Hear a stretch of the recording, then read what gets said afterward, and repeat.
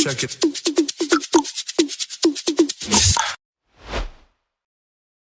Hi, I am Jaisal. Welcome to Literature with Jaisal, and today we are going to discuss a story by G.L. Fuentes called A Letter to God. It's a story about the great faith in God of a simpleton named Lencho. In this video, I am going to introduce the author along with giving you all a line by line explanation of the story. Let's get started. Gregorio Lopez Fuentes was a Mexican novelist, poet, and journalist. He was one of the most important chroniclers of the Mexican Revolution and its effects. In his youth, he spent much time in his father's general store, where he came in contact with the Indians, farmers, and laborers of the region, whose lives he would later describe with deep insight. Let us now begin with the story. The house, the only one in the entire valley, sat on the crest of a low hill. From this height, one could see the river and the field of rice corn dotted with flowers that always promised a good harvest. The only thing the earth needed was a downpour, or at least a shower. So there's a house on the top of a hill which belongs to Lencho, our protagonist, who is yet to be introduced in the story. He lives there with his family, and interestingly, it is the only house in the entire valley. Lencho's field was full of ripe corn that was easily visible from the house. Throughout the morning, Lencho, who knew his fields intimately, had done nothing else but see the sky towards northeast. "Now we are going to get some water, woman." The woman who was preparing supper replied, "Yes, God willing." The older boys were working in the field, whereas the smaller ones were playing near the house until the woman called them all.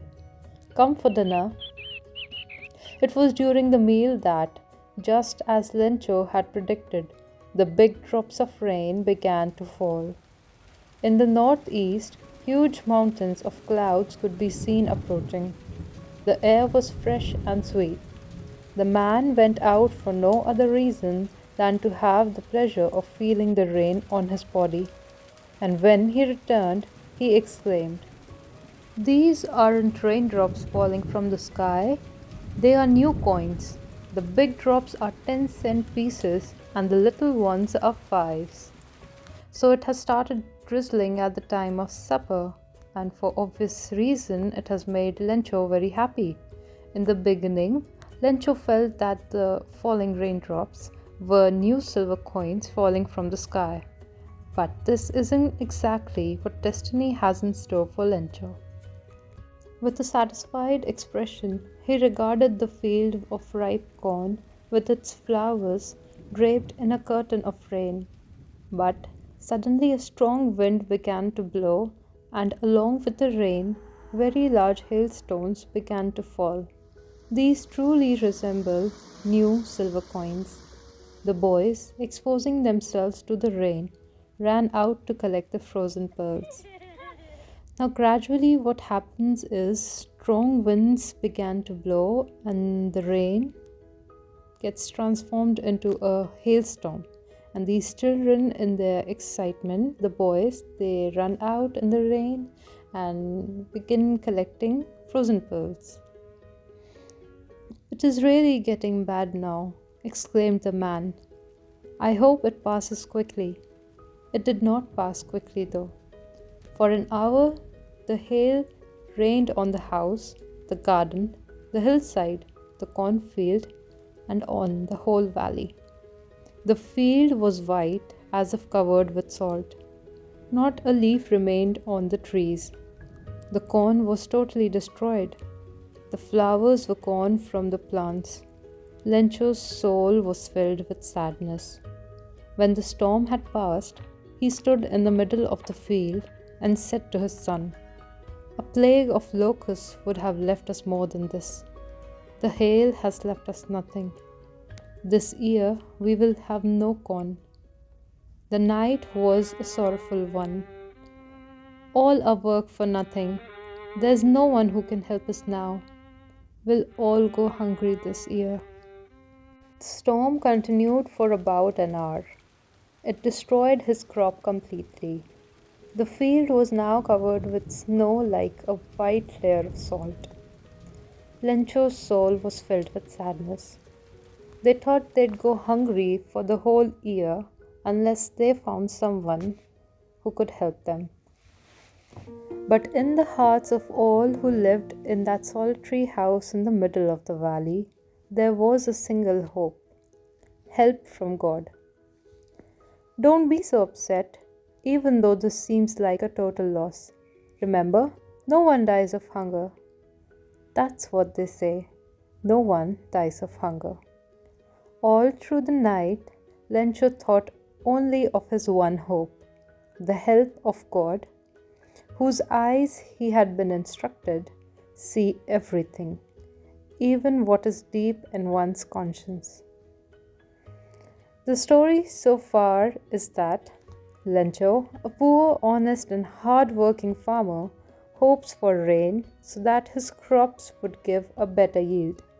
The rain does come, but soon followed by a devastating hailstorm.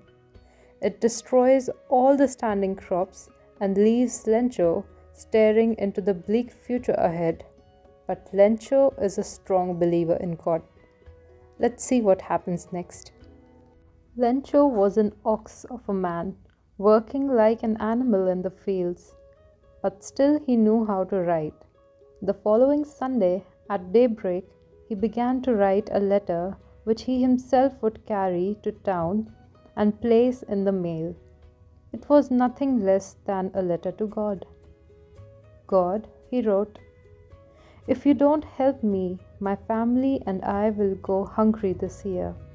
I need 100 pesos in order to sow my field again and to live until the crop comes.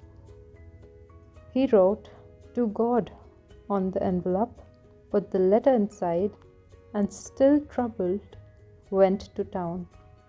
At the post office, he placed a stamp on the letter and dropped it into the mailbox.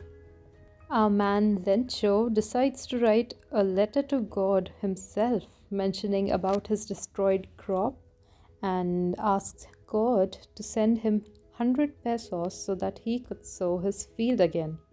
He also writes that if God didn't help him, his family will die of hunger. One of the employees, who was a postman and also helped at the post office, went to his boss laughing heartily and showed him the letter to God. Never in his career as a postman had he known that address. The postmaster, a fat, amiable fellow, also broke out laughing, but almost immediately he turned serious and, tapping the letter on his desk, commented, "What faith! I wish I had the faith of the man who wrote this letter." Starting up a correspondence with God. So, in order not to shake the writer's faith in God, the postmaster came up with an idea: answer the letter. But when he opened it, it was evident that to answer it he needed something more than goodwill, ink, and paper. But he stuck to his resolution. He asked for money from his employees. He himself gave part of his salary, and several friends of his were obliged to give something for an act of charity. It was impossible for him to gather together the 100 pesos, so he was able to send the farmer only a little more than half.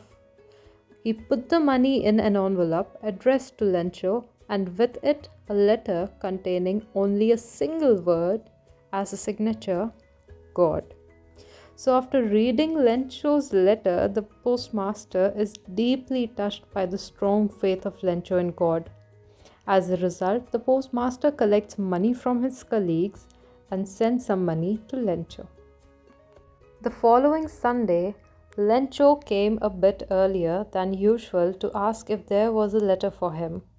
It was the postman himself who handed the letter to him, while the postmaster, experiencing the contentment of a man who has performed a good deed, looked on from his office. Lencho showed not the slightest surprise on seeing the money. Such was his confidence. But he became angry when he counted the money. God could not have made a mistake, nor could he have denied Lencho what he had requested.